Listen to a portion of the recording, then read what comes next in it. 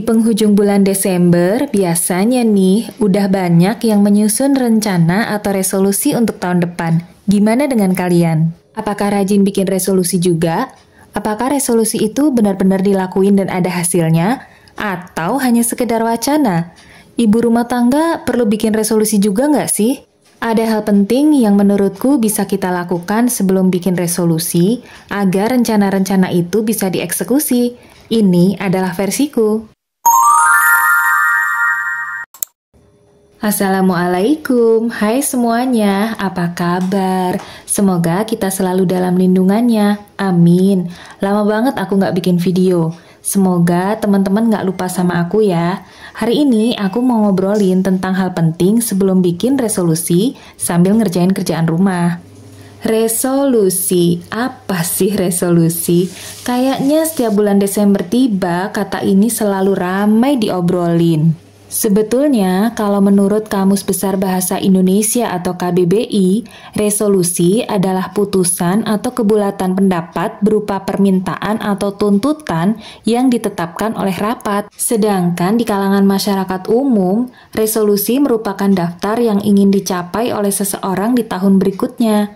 Biasanya berisi pengharapan untuk lebih baik dari tahun sebelumnya. Sebenarnya nih ya, sebagai manusia, kita tuh emang diharapkan untuk selalu lebih baik dari hari ke hari. Pasti udah sering dengar kata-kata hikmah bahwa hari esok harus lebih baik dari hari ini, atau hari ini harus lebih baik dari hari kemarin. Jadi, nggak harus nunggu momentum pergantian tahun pun, ya memang sudah seharusnya kita berusaha untuk selalu menjadi pribadi yang lebih baik. Gimana menurut teman-teman? Komen di bawah ya.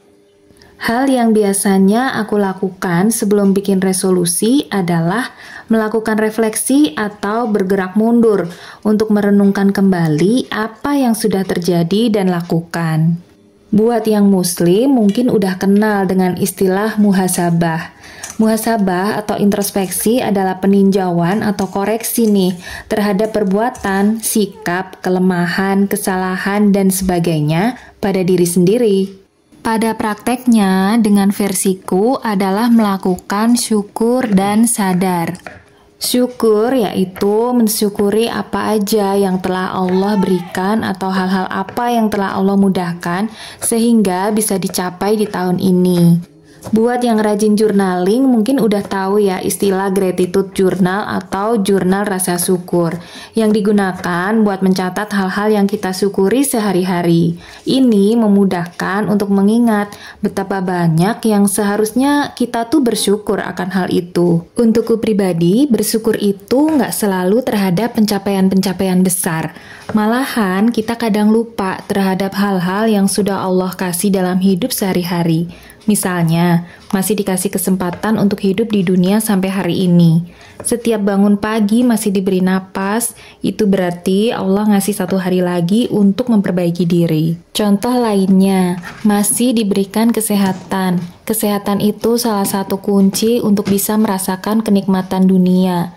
Bayangin deh, orang yang hartanya banyak tapi harus terbaring sakit. Bisa jadi dia nggak bisa merasakan kenikmatan-kenikmatan dunia dari harta yang Allah titipkan padanya. Bersyukur juga bisa tentang memiliki keluarga dan teman-teman yang luar biasa baik, yang udah jadi support sistem kita sehari-hari. Syukuri juga tentang kesempatan-kesempatan yang udah diberikan di tahun ini. Misalnya, kesempatan buat belajar, memiliki waktu luang, kesempatan beribadah dengan tenang, dan lain-lain. Kemudian, syukuri juga hal-hal yang bersifat materi atau pencapaian dalam hidup lainnya di tahun 2024 ini. Misalnya, tahun ini diberikan Allah keluasan rizki, sehingga bisa beli barang-barang impian. Mungkin ada juga yang tahun ini ketemu jodoh dan menikah, naik jabatan, melanjutkan pendidikan, dapat kerjaan, dan lain-lain. Dengan mengingat begitu banyak hal yang harus kita syukuri, ini bisa meningkatkan kebahagiaan dan ketakwaan kepada Allah. Hal pentingnya dalam menyusun resolusi tahun depan adalah kita bisa melanjutkan hal-hal baik di tahun ini dan mengupayakan peningkatannya di tahun depan. Setelah syukur, kemudian sadar. Muhasabah atau introspeksi diri bisa dilakukan dengan cara memperhatikan diri, merenunginya, dan mengenal kelemahan-kelemahan diri sendiri. Untuk itu, kita harus sadar sesadar-sadarnya. Tanggalkan ego dalam diri dan mulai merenung sebentar. Misalnya, sadar kalau tahun ini ibadah kok menurun ya kualitasnya. Sholat sering telat, atau mungkin ada yang bahkan bolong-bolong. Boro-boro jamaah di masjid. Contoh lainnya, kebanyakan scroll sosmed, tapi baca Al-Quran nggak pernah. Sedekah jarang, tapi jajan terus-terusan. Sadar juga dengan kebiasaan sehari-hari. Contohnya, kok belakangan sering begadang ya?